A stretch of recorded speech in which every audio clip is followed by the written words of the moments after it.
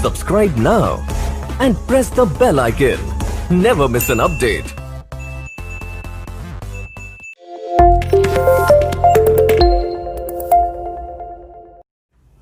Hello everyone, welcome to our channel. आज हम 3D geometry start कर रहे हैं। ये चैप्टर जो है ये वेक्टर अलजेब्रा से रिलेटेड है। अगर आपने वेक्टर अलजेब्रा की वीडियो नहीं देखी है तो सबसे पहले आप उसे देख लें ताकि आपको 3D ज्योमेट्री समझने में हेल्प मिलेगा। तो देखते हैं कि 3D ज्योमेट्री में हम क्या क्या कवर अप करने वाले हैं। तो पहला टॉपिक है हमारा फंडामेंटल कॉन्सेप्ट्स। इसमें हम direction cosine, direction ratio 3D के टर्म में देखेंगे। फिर अगला हमारा है straight line in a space.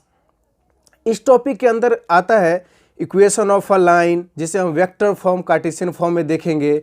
फिर अगला है हमारा एंगल बिटवीन टू लाइंस, जिसे इस बार CBSE में हटा दिया गया है। अगला है हमारा distance between two screw lines. फिर है हमारा distance between two parallel lines. फिर थर्ड टॉपिक हमारा है दी प्लेन। इसके अंदर आता है हमारा पहला जनरल इक्वेशन ऑफ प्लेन। तो जनरल इक्वेशन ऑफ प्लेन को हम तीन फॉर्म में पढ़ेंगे, कार्टेशियन फॉर्म, इंटरसेप्ट फॉर्म और नॉर्मल फॉर्म में। अगला है हमारा एंगल बिटवीन टू प्लेन। इसे भी CBSE ने इस बार हटा दिया है। फिर अगला है हमारा angle between line and plane. इसे भी इस साल हटा दिया गया है। फिर लास्ट में हम देखेंगे डिस्टेंस बिटवीन पैरेलल प्लेन्स। सबसे पहला टॉपिक है हमारा फंडामेंटल कॉन्सेप्ट्स। इसमें हम पढ़ेंगे सबसे पहले direction cosines of a line. यहाँ पे हमने एक डायरेक्टेड लाइन लिया है जो OP है। ये क्या कर रहा है OP लाइन, अल्फा, बीटा और गामा तीन एंगल्स बना रहा है जो positive X axis, Y axis and Z axis के रिस्पेक्टिव है। जहाँ पे हमारा कॉस अल्फा, कॉस बीटा और कॉस गामा को हम क्या बोलेंगे, direction cosines.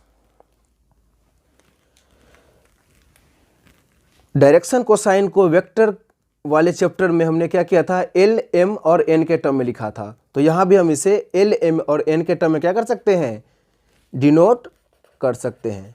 They are denoted by L, M and N। तो यहां से हमारा L का वैल्यू क्या हो जाएगा, देयरफॉर हमारा हो जाएगा L equals cos alpha, M equals cos beta और N इक्वल्स कॉस गामा। तो याद रखेंगे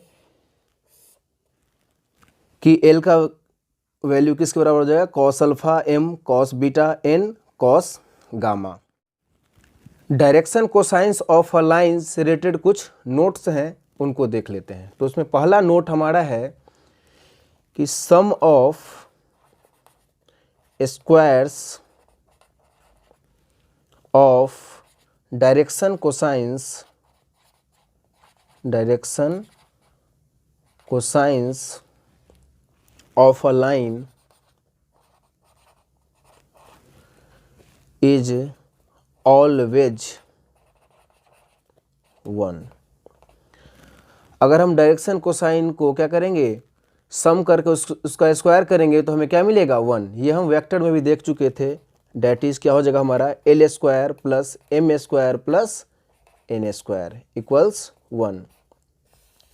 लेकिन यहाँ पे हमारा L क्या है, कॉस अल्फा, तो क्या हो जाएगा कॉस स्क्वायर अल्फा। M क्या है, कॉस बीटा, तो क्या हो जाएगा cos square beta plus N हमारा क्या है, कॉस गामा, तो क्या हो जाएगा कॉस स्क्वायर गामा इक्वल्स 1। तो यहाँ से हमें क्या एक रिजल्ट मिला है कि cos square alpha plus cos square beta plus cos square gamma किसके बराबर हो जाएगा, 1 के बराबर हो जाएगा। अब सेकेंड नोट है हमारा direction cosines of a directed line are unique. Direction cosine किसी भी डायरेक्टेड लाइन का क्या होता है? यूनिक होता है। थर्ड नोट है हमारा, डायरेक्शन कोसाइंस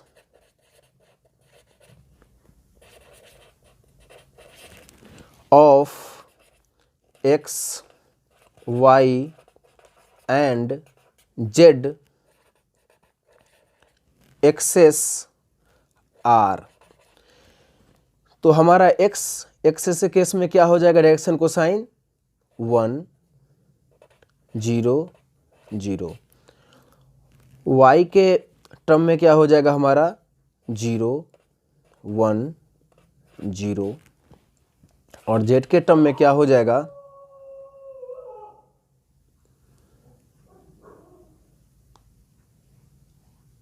और जेड के टर्म में क्या हो जाएगा? 0 0 1।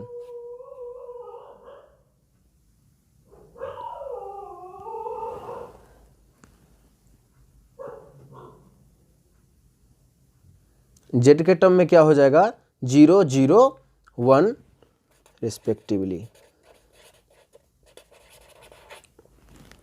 अगला टॉपिक है हमारा direction ratio of a line. Any three numbers A B C proportional to the direction cosines L M N respectively of a line are called the direction ratio of the line. जब कोई तीन नंबर A B C proportional होगा direction cosine L M N के, उस case में क्या होगा? हमारा direction ratio L upon A equals M upon B equals N upon C. इस रिजल्ट को क्या करना है? ध्यान में रखना है। Direction ratio of a line से रिलेटेड कुछ नोट्स हैं, उनको देख लेते हैं। इसको हमने वेक्टर अलजेब्रा में भी देखा था, उसको रिकॉल कर लेते हैं वापस से। क्या है यहाँ पे? If A B C are direction ratio of a line then its direction cosines are. अगर यहाँ पे हमारा ए बी सी अगर हमारा क्या है? डायरेक्शन रेशियो है, तो इस केस में हमारा एल का वैल्यू क्या हो जाएगा? L equals A upon root under A square plus B square plus C square. M का वैल्यू क्या हो जाएगा हमारा? B upon root under A square plus B square plus C square. N का वैल्यू हमारा क्या हो जाएगा? C upon root under A square plus B square plus C square. अगला नोट है हमारा कि अगर हमारा कोई वेक्टर आर है जो A I cap plus B J cap plus C K cap के फॉर्म में है, उस केस में इसका डायरेक्शन रेशियो जो होगा वो ए बी और सी के क्या हो जाएगा? बराबर हो जाएगा। अगला टॉपिक है हमारा angle between two lines. If theta be the angle between two lines. यहां पे हमने एक थीटा लिया है जो दो लाइंस के बीच का एंगल है, L1 और L2। L1 को हमने वेक्टर A लिया है और L2 को हमने वेक्टर B लिया है। जहां पे हमारा L1 का डायरेक्शन कोसाइन है L1 M1 N1 और कैपिटल L2 लाइन जो है उसका डायरेक्शन कोसाइन में लिया है स्मॉल L2 M2 और N2। उस केस में हमारा कॉस थीटा का जो वैल्यू है वो हो जाएगा L1 L2 plus M1 M2 plus N1 N2। तो कॉस थीटा का वैल्यू हमारा जो है L1 L2 plus M1 M2 plus N1 N2 के क्या हो जाएगा? बराबर हो जाएगा। स्पेशल केस है, उसको देख लेते हैं। स्पेशल केस सबसे पहला इसमें से है कि मान लीजिए कि अगर हमारा ए वेक्टर परपेंडिकुलर हो गया बी वेक्टर के, इस केस में क्या होता है? हमारा थीटा का वैल्यू किसके बराबर होता है? π/2। इस केस में जो हमारा हो जाएगा L1 L2 plus M1 M2 plus N1 N2, इसका वैल्यू 0 के बराबर हो जाएगा। सेकेंड केस है हमारा if vector A parallel B vector then.